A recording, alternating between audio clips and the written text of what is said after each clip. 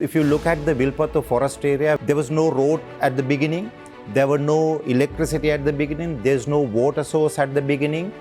So when you don't have all these basic needs, why somebody wants to live in that area? More than 70% of the species have destroyed already by the human intervention, especially the man or the Homo sapiens. We are killing elephants, we are killing tigers, and we are killing all other animals. Even today we hear that Sri Lankan, such a majority Buddhist country, is now killing tigers for meat.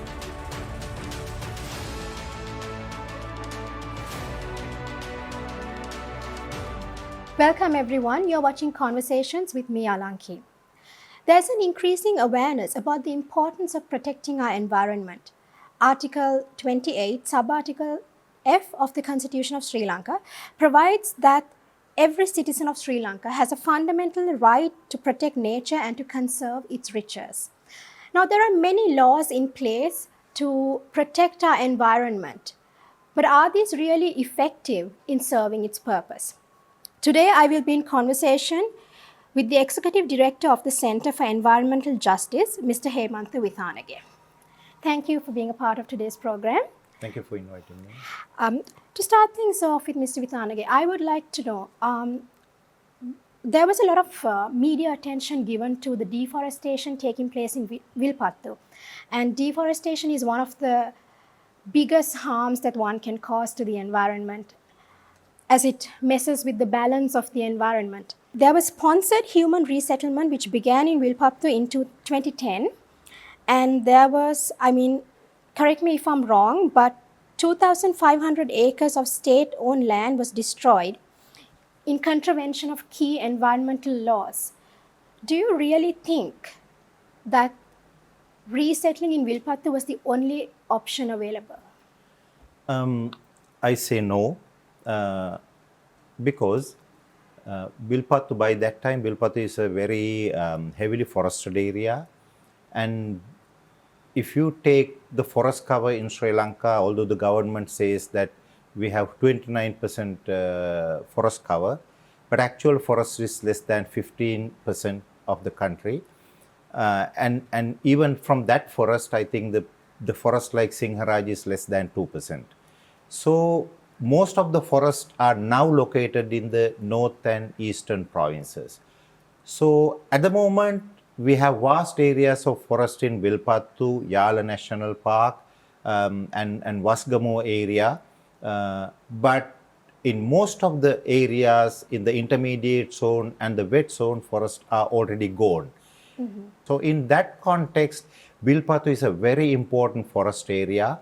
And Vilpattu also very important forest area because when the birds come from Europe countries, European region, Russia, and all of them, so when they pass through the Adams Bridge, the first landing point is Wankale and then Vilpattu, Villu areas, and after that they spread through the country. So therefore, protecting that habitat is a prime important for the country. So it's other than the local species like the lot of elephants, tigers, and many other species. I think protecting for international bird migration, this particular area is very, very important.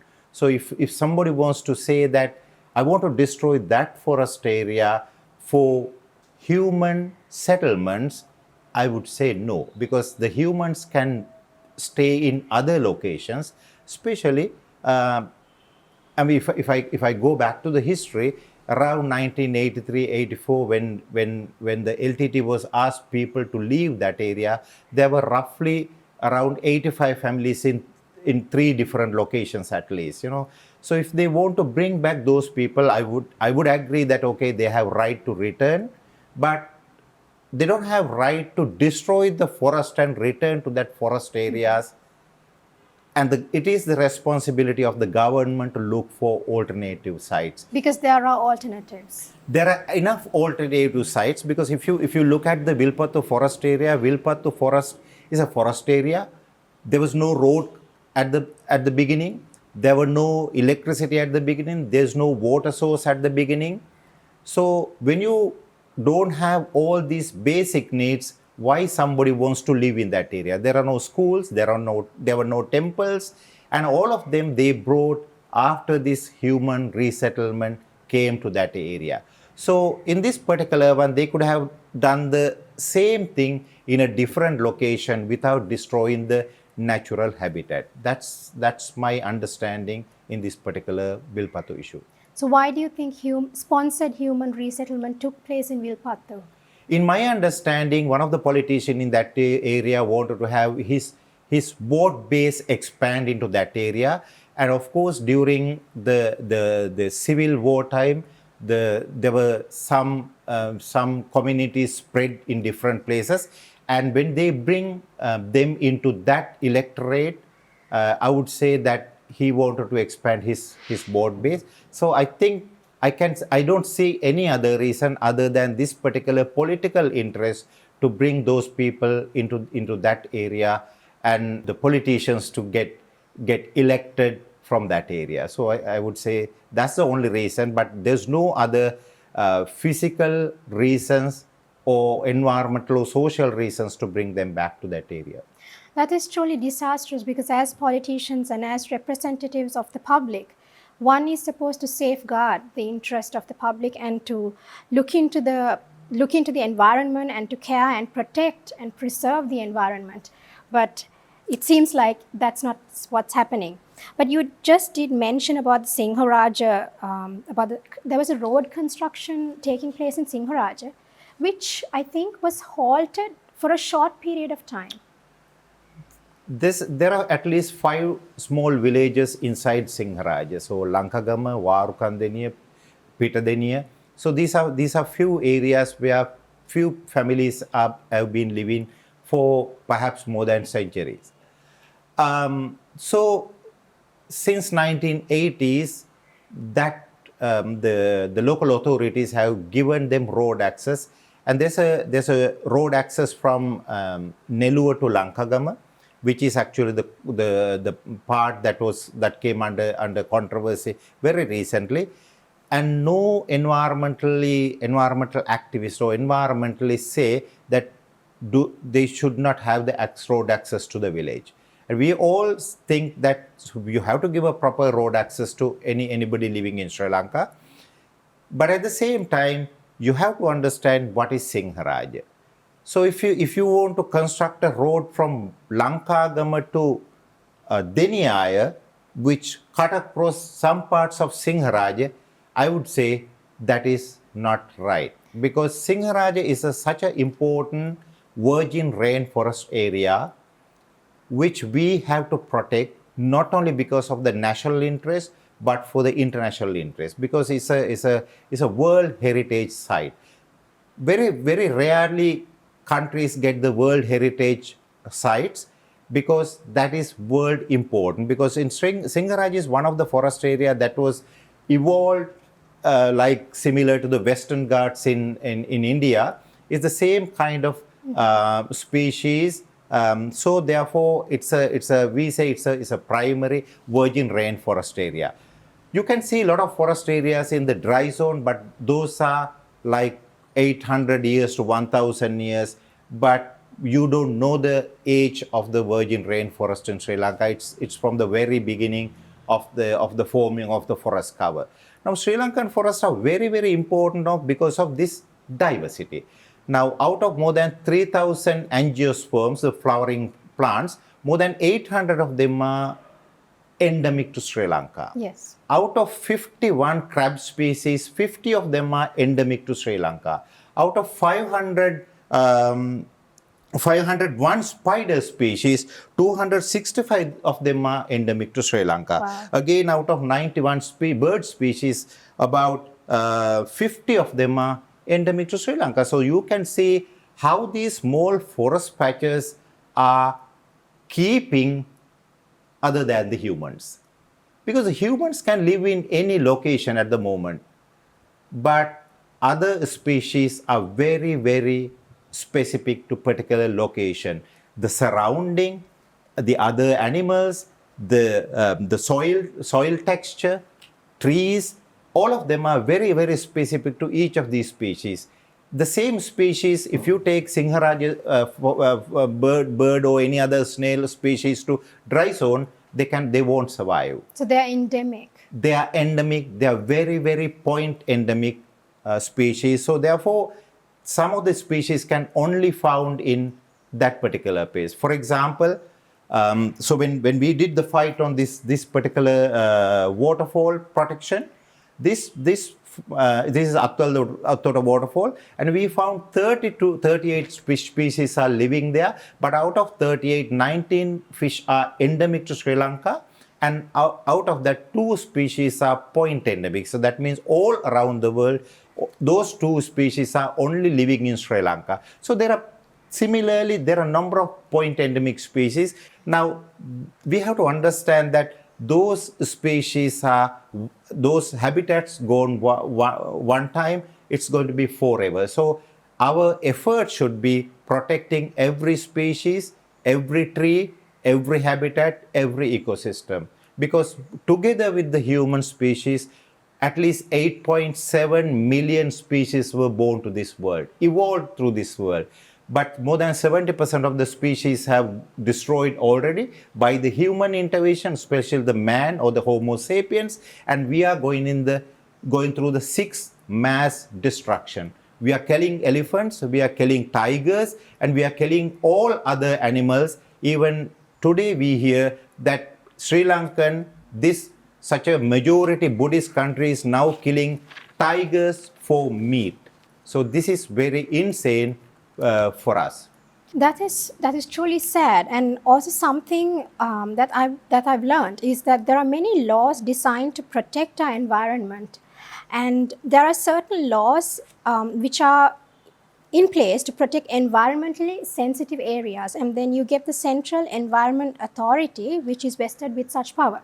Yeah. However, despite the legal protection granted to these lands, there's still a lot of destruction taking place.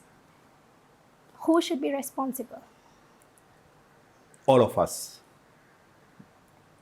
So I would say, because if you take the environmental literacy in this country, it's very, very little. In the school curricula, we teach our students from very, very young age that you have to protect the trees. And why you have to protect the trees? Because in a single tree, you can have more than 40 species, and they have all these layers, and some of the species living on the trunk, eating food, living on the top. So those are very, very diverse species. So if they can share all this, we are telling all these things, and after you come to the real life, in the working life, then you always forget that environment is the one you are surviving. And you always forget that you are part of the nature, you are part of the environment. And I think we as human beings, we depend more on the environment than Exactly. The environment depends on us. Exactly. I mean, this world will move even without the human species, even without all other species. And some of the species who are going to survive, it will move like that. But unfortunately, unless human species, because human species are very, very fragile situation, because without oxygen, human cannot survive. So you have to protect oxygen. So when you take oxygen, the carbon dioxide comes out, only the trees or the green leaves can absorb those carbon dioxide, convert into food, and then release oxygen. And without that oxygen, so you cannot survive. So everything is a cycle. Unless you protect the ecosystems, ecosystem services will not be there. So without ecosystem services, the humans are going to be nothing. I'm sure you're aware of the popular home garden challenge, which became very popular, especially on social media, like during the early months of 2020, which was initiated by several leading personalities and politicians. But at the same time, it was pointed out by Rasika Jayakodi of the Taruna Samagi Jana Balavegaya that 282 acres of forest land has been destroyed since the general election, that is within a span of 2 months. So how effective are these popular challenges? I don't go by the numbers because there are various people say there are different numbers, and I don't connect all the forest destruction into the same kind of cause.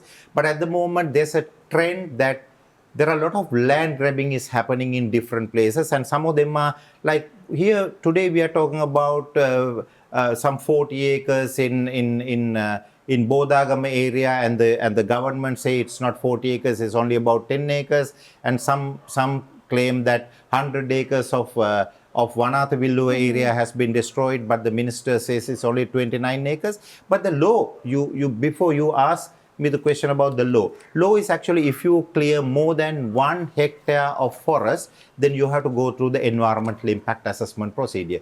This is the law we have, and you have to protect the forest not because of the forest conservation forest ordinance is there, not because the fauna and flora protection ordinance is there. We have more than 100 laws, environmental laws in this country, so you have to respect. But during the COVID time, we realized that 100 acres of Kanduserudgama want to grab by a local politician in that area. Fortunately, we got this information and we talked to the forest department and the wildlife department. We were able to stop that destruction immediately. Especially we talked to the election commissioner because that was like an election bribe, so they wanted to give. Again, in Mandaram Nuwara area, in the apple farm area, so they wanted to grab 10 hectares of forest just for cultivation, using that concept that you want to grow locally. Again, in Gomarang Kadavala area, some of the politicians want to grab about 10 acres in a historic, like the archaeological site. So there are similar So incidents while all happening. of this goes on, does the authority turn a blind eye? I would say no, because in all these cases we were able to, when the wildlife department and the forest department found these stories, they immediately reacted. In certain cases it was not so easy, because nowadays we have to understand that, for example, in Lankagama, Nelua area, there are more than 500 chainsaws. If somebody goes with a chainsaw, if somebody goes with a bulldozer, within a night, you can destroy more than 30-40 hectares. So that is what happening at the moment. Before the information comes to the right place to stop this thing, so it's already damage has already done. And we should not forget that when we started the RED project in Sri Lanka, it's called Reduction of Emission from Deforestation and Forest Degradation. It's a readiness project in Sri Lanka. Their forest department, the UN bodies, so and the civil society all got together to learn about the forest drivers in Sri Lanka. And we found that starting 2015, 2016, 2017, annual forest loss is 8,000 hectares. Number one forest driver is the major infrastructure project. Moragahakanda, Yangwaya, and all these major infrastructure projects is the number one. Number two is the agro commodities, especially the sugarcane cultivation, maize cultivation, banana cultivation kind of thing. Number three is again the encroachment. So things like that, so you have to understand that. So all these years, so we have been destroying the forest. Now if you count, if you add these numbers at the end of the year, you will see how much forest have been destroyed in this year, even 2020. But we have to collect all this information. But I would say it's a continuous habit, forest destruction. Of course, during Mahaveli construction, more than 40,000, more than 25,000 hectares have been destroyed during that era. Now it has come to about 8,000 hectares still annually we are destroying. So, but Sri Lanka is a small country, and even destroying 8,000 hectares is a very high number, especially because now we only have the very, very critical habitats. For example, now if you have the two forest areas and a corridor where elephants can move, where the other animals can move, if you destroy that corridor, so that means you are cutting the animal movements, and then it become a problem for the villagers, especially in the rural areas. When the elephants come to their houses, their lands, their home gardens, then we say human-elephant conflict. And we are very nice, we are very good in putting those kind of beautiful words, but at the end, it is the humans who initiated this one. Perhaps not somebody from locally, not a villager, but it's a big business person or big politician come from somewhere else, come and destroy this life links of all these animal movement. Then suddenly you say it's a conflict. Now here, now in even in Horana, now we have the problem with jackal. You know how the jackal become a problem? Because so they started planting the catapult, the palm oil. Then you got a lot of snakes in that area, And they introduced peacock. Then to eat peacock, the jackals came in. Now it has become a mess problem for the local community. So that's a very good example how if the human intervene into the natural systems, natural food webs, then suddenly you completely upset the whole thing. And that is why all these environmentalists are calling almost every that don't get involved into that sort of a upset in the natural system. So the natural system knows how it working. So if as soon as the humans, whether engineers or politicians or doctors or sociologists, as soon as they enter that, okay, we know everything, actually they don't know 90% of the thing. So, and the things they know about 10% can upset the whole thing. So I think we as the human, we have to understand how we should not touch the natural systems, let it go, but we survive without touching much from the environment. Because living is that you get something, always you get something from the environment, but if you put too much pollution back into the environment, or you too much intervene in the system, then you destroy the system. You destroy the balance. Exactly. Absolutely, I agree with you. Moving on to the final question. What are the steps that you have taken to help protect and preserve the environment? This is my 30th year in the environmental work. So if you say the protection of Apollo phosphate mine, I was behind protection of Apollo phosphate mine. I was the one visited the local people and got their signatures into the affidavits, and I was the executive director of the Environmental Foundation when we filed that legal action. So it's very beautiful because in the judgment says when Arhat Mahinda visited Sri Lanka, he said the king that this land belongs to the people in this country, birds flying over, the animals living in this area, you are only the trustee, the king is only the trustee. So the government is only the trustee, people are the owners of the natural resources. So we as the interested people, environmental enthusiasts, so I have done a lot of work, a lot of litigation, and I don't have time to explain all of them. But one of the intervention is the court intervention. Even recent times we have gone to the courts on the Vilpattu matter, Umaoya destruction, the Colombo Port City issue, Mount Lavinia Beach issue, and then the killing of 7 elephants in